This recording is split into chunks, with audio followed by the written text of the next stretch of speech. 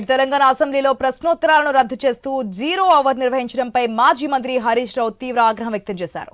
ప్రజల సాక్షిగా అసెంబ్లీలో ప్రభుత్వం తమ గొంతు నొక్కుతుందని ఆరోపించారు. అదేవిధంగా విపక్షంలో తమతో పాటు ఉన్న ఎంఐఎం పార్టీకి కూడా మంత్రులను ప్రశ్నలు అడిగేందుకు కనీస అవకాశం ఇవ్వకపోవడం దారుణమని ఫైర్ అయ్యారు. ఇదే అంశంపై స్పీకర్ గడ్డం ప్రసాద్ కుమార్ ను ప్రశ్నించినా ఆయన నుంచి సమాధానం లేకపోవడం ఆశ్చర్యంగా ఉందని కామెంట్ చేశారు.